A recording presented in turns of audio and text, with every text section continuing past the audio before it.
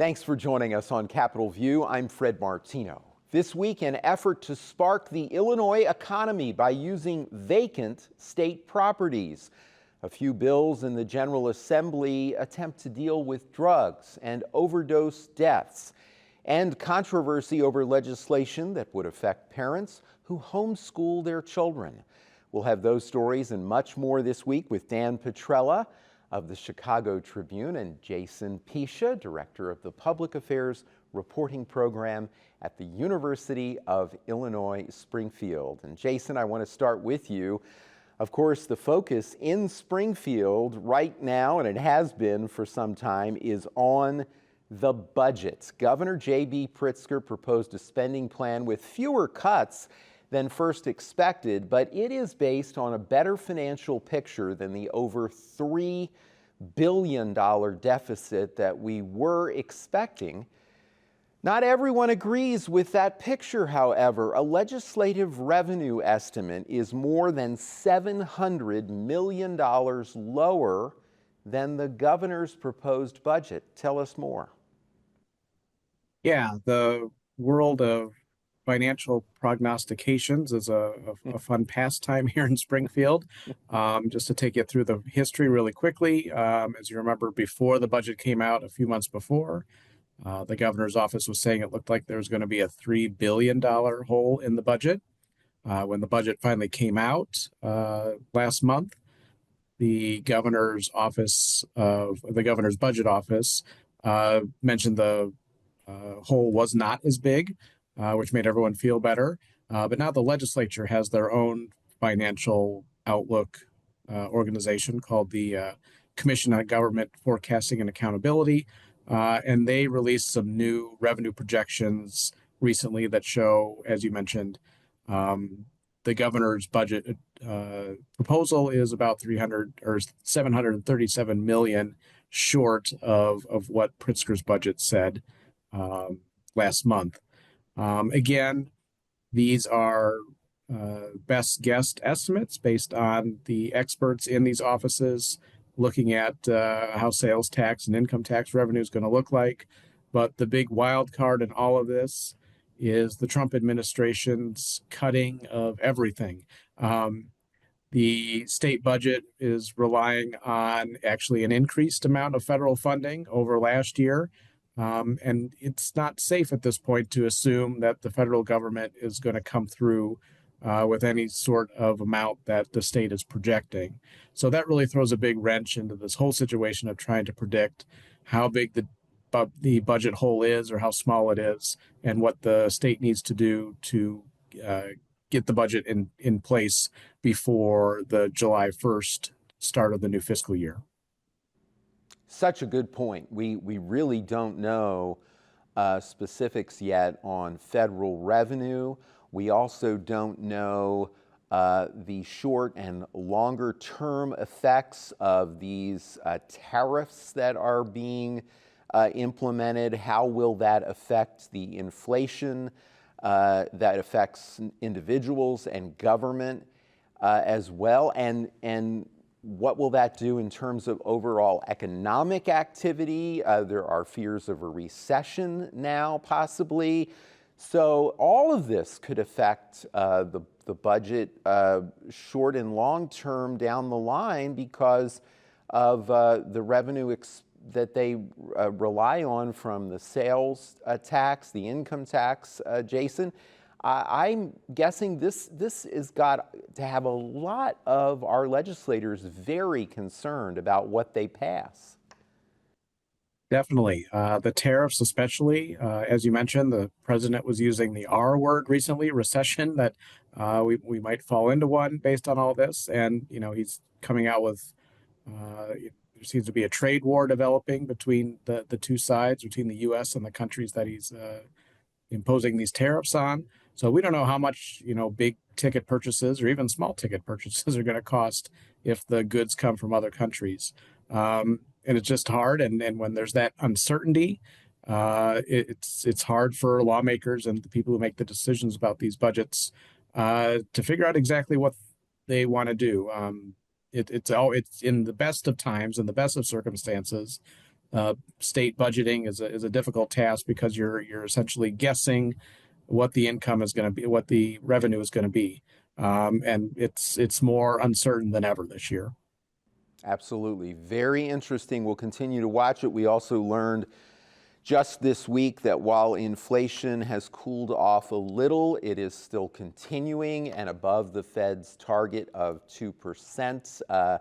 That they need to have, in terms of their decisions on interest rates, which right now there's not an expectation that they will be doing more cuts. So we'll have to watch that and see. We are taping this on Wednesday before it airs on Thursday, but very interesting stuff. Dan, your newspaper, the Chicago Tribune, has also been reporting on efforts related to the economy. This one may be more important than ever, efforts to spark the economy by the Pritzker administration. The governor announced a $300 million pitch to make vacant state properties, including an old prison, ready for economic development. A news story at that proposal was in the news this week. Tell us more. Yeah, this was part of the governor's budget address that he gave last month, and it should be noted this $300 million is from the state's capital budget, which is separate from the operating budget that had that projected deficit we were talking about. But basically, they would be using state capital funds to take these sites, including, like you said, the former correctional center in Dwight, the former developmental center properties in Lincoln and Jacksonville, sites in Rockford and the Kankakee area as well, and get them ready for reinvestment. These are, state properties that many of which were closed down about a decade or so ago when Pat Quinn was facing his own budget issues and trying to, slash the budget by shuttering some of these facilities, some of which were developmental centers that were part of sort of a transition from more institutionalized care for folks in that community to more community-based settings. So the properties have basically just been deteriorating for a decade or more and attracted vandals and crime. And the idea here is to get them ready for development because they're not in a situation where the state could easily just unload them as is on developers. They need a lot of work, buildings torn down, some remediation, things like that. And it really fits into what the governor has been very focused on in his second term, which is trying to spur more economic development in the state, trying to attract businesses large and small to come to Illinois, to expand in Illinois. And it will be interesting to see how well they succeed in doing that in these places. Some of these communities, Dwight and Lincoln and Jacksonville in particular, are sort of in the areas where they've seen a lot of, businesses close down or leave the area and that sort of thing. So it could really be a good boost to these communities as well as to the state as a whole. The state would, after unloading them, wouldn't have to maintain or secure these properties anymore, and it would bring potentially jobs and tax revenue to those communities. I think a lot of what we were just talking about when we talk about the budget, some of those same economic uncertainties cast a lot of uncertainty over this plan, because if large manufacturers or other companies are uncertain about their future, about their costs of doing business with these tariffs on some of our biggest trading partners like Canada and Mexico, they might not be looking to make a large investment of building a new facility. So it will be interesting to see how those factors kind of determine the success of this idea. Absolutely. Very interesting to watch that. And again, folks can read more about it in the Chicago Tribune. Jason, the Trump administration has used the drug war as a justification for tariffs against Canada and Mexico, something many critics say is misleading. But there is no doubt that fentanyl is a problem. Some Republican bills aim to help Illinois in its battle against fentanyl. Tell us more. Yeah, some Republican lawmakers recently had a news conference to talk about a package of bills they're putting forward to try to get a handle on the fentanyl situation, which is very small amounts of it are often cut into other drugs, whether it's methamphetamines or even marijuana. And can make those drugs increasingly fatal and can cause serious problems. One of the proposals is to reclassify the use of fentanyl as a poisoning instead of something else, which will, and as a result, increase some penalties for it to make it a Class X felony. To put a finer point on it, to make it more of a serious crime, and these are just some sort of a response to the increased use of fentanyl being used in drugs everywhere. There were some statistics that show some fentanyl-related deaths actually decreased between 2022 and 2023. There was some reporting in a local newspaper here in Springfield, our weekly Illinois Times, that did a deep dive on this and looked at here in Sangamon County, where the number of annual overdoses has more than doubled between 2019 and 2024. Last year in Sangamon County, we had 90 people die of overdoses, and the estimate was that about 2/3 of those had fentanyl involved. So it's a serious problem here in Springfield and all around the state as well. And so this is an attempt to try to get a handle on that. Okay, thanks for that update. Dan, we have a related story now. This is really interesting. A high school student is helping to draft a bill to require opioid overdose medications in Illinois libraries. Tell us about that. Yes, this idea came from a student named Jordan Henry who attends the Illinois Math and Science Academy in Aurora. She's from Elgin. This story, I should say, was reported by Capital News Illinois this week. It's really an interesting idea. She got interested in these public health issues and then met her local state representative, Anna Moeller, who's a Democrat from Elgin, and sort of proposed this idea to her, and they got working on the bill. And it sort of fits into a broad scheme of bills that have been passed over the last several years, making these overdose antagonists, Narcan, these kind of drugs that can reverse the effects of an overdose, available at more places like schools, and training more people to use them. Public libraries are really interesting. I happen to be sort of partial because I'm married to a librarian, but I know that they can really be the front line in dealing with a lot of these issues.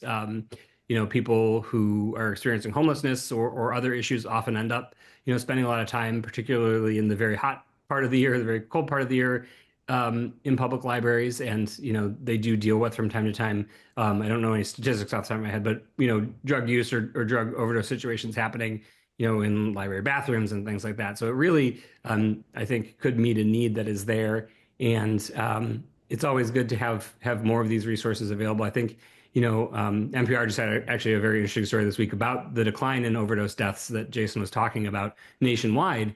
And a lot of that, I think, is attributed to the fact that these drugs that can reverse the effects of an overdose have become more widely available. And so, getting them in the library, which is sort of a hub in many communities, is I think, a really interesting concept, and great to see, a young person active and engaged in what their state government is doing, and trying to find ways to, make society as a whole better. Yeah, that is really exciting, and one of the reasons why I wanted to make sure that we got to that story this week, because there's always these discussions of lower voter turnout among young people and less civic involvement. So when young people get involved, it's something to really celebrate. Jason, I know you do that work with college students at University of Illinois Springfield, getting young people learning and involved, and it's so great. And while that story was about this young person, a citizen, helping to draft legislation, our next report is about folks fighting to stop some legislation, another form of civic involvement. Hundreds rallied at the Capitol to oppose a homeschool bill. We're reading this week that there are many, many thousands of petition signatures against the homeschool legislation. What is the latest? As was reported previously, after some news reporting by Capital News of Illinois, that sort of got into the details of, there's some people that are referred to as no schoolers. They're students whose parents are claiming they're being homeschooled, but for whatever reason, nothing is happening. There's maybe negligence involved, or parents not paying attention, or in some cases, Capital News Illinois reported instances of, students who were attending public school stopped attending public school. The truancy officer went to visit their home. The parents said, we're homeschooling, leave us alone. And at that point, because Illinois generally has no regulations on homeschooling, proving in any way that actual learning is happening or learning standards are being met or students are meeting certain standards or attending certain amount of days or hours a day. The truancy officer just tends to back off and say, okay, they're homeschooling. That's really not much we can do. A bill introduced by Representative Tara Costa Howard, a Democrat from Glen Ellen, has sponsored a bill to institute some, fairly basic, some would argue, regulations that homeschoolers have to register with the school district they would attend if they were going to public school, to let them know that, yes, my child is being homeschooled, and to sort of, add some accountability to the situation. There's some issues in Springfield where when the issue comes up, a bat signal goes out and the people who oppose or support the issue jump into action very quickly. One of them is usually gun control. Another one is whenever they talk about, maybe requiring helmets for motorcycle riders. And here's another one with homeschools. As a result, the homeschool and the pro homeschool lobby jumped into action. And as you mentioned, several hundred of them came to Springfield recently to lobby their legislators about killing this bill, stopping it in its tracks, leaving homeschoolers alone, giving them the freedom to educate their children however they like. And as you mentioned, there are thousands of people registering opposition to this as well. The bill itself, if you're not familiar with the process, as a citizen or a lobbyist, you can go in and register, support or opposition or no position on the bill, and that gets read into the record. There's more than, as I looked this morning, more than 24,000 slips, as they call them, in opposition to this bill. That's the largest number I've seen on a bill in a long time. Wow. The homeschool bill was supposed to be in a committee, have a committee hearing this week. Possibly because of that large amount of opposition, they've postponed that hearing, maybe to go back to the drawing board a bit to see what they can salvage from this bill, or, maybe we'll see what happens. We're coming up on the deadline. The deadline is next week to get substantive bills out of committee to go on for the rest of the spring session. So we'll see where this goes. Like I said, this is a hot button issue. This gets people riled up in Springfield. And they've really come out in force, at least in numbers. And we'll see where it goes from here. It will be interesting. 24,000. That is really interesting. That there's a lot of activity related to this legislation. Dan, actions to cut funding and slash federal jobs have sparked protests across the nation. And Illinois is already feeling the effects of those cuts. You have been reporting on this. What is the latest?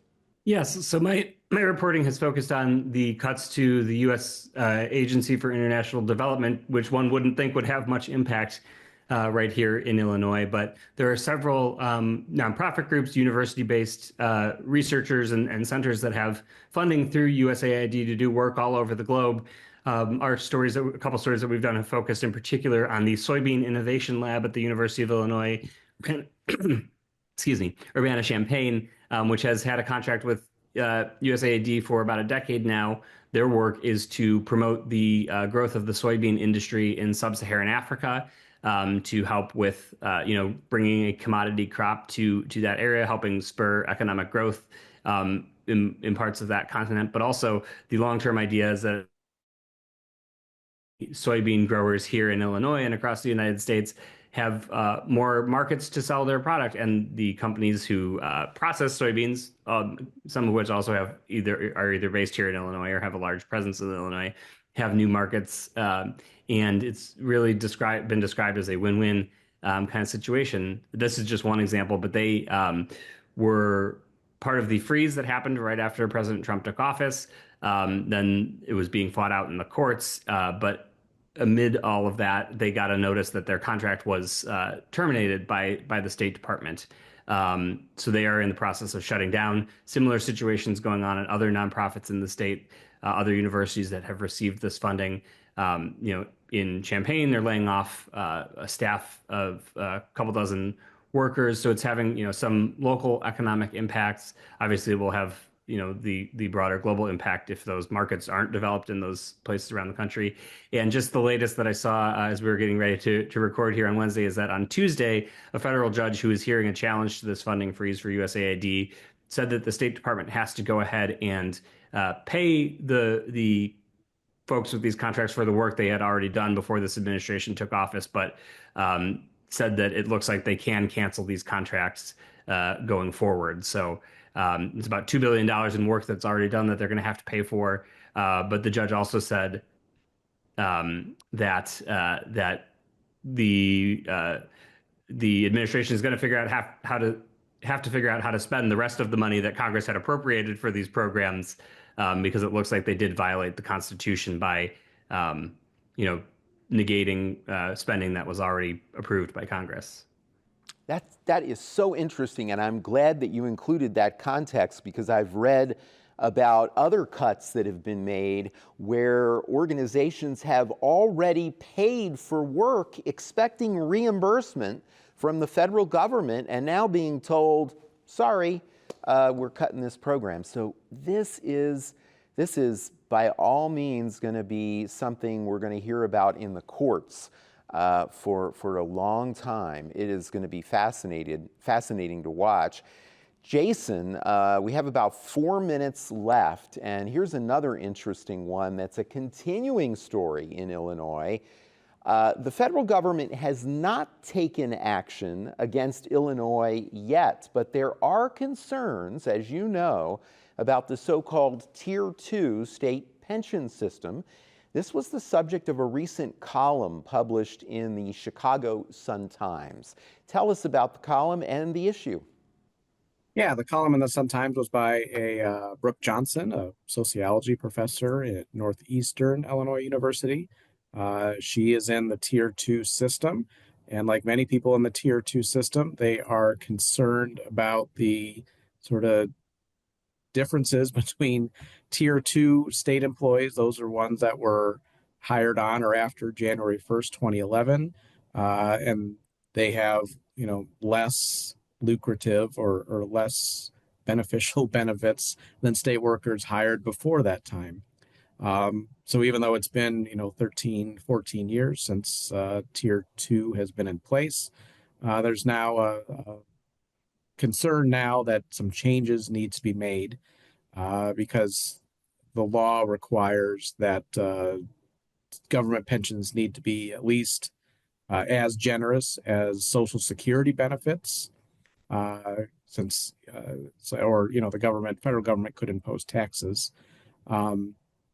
So there was talk, it started to ramp up last fall, especially. They thought maybe something was going to get done in the fall veto session. It didn't, but there's a thought that the state government should do something to shore up the Tier 2 pension system and make some changes to make it more equitable to the people and their Tier 1 counterparts.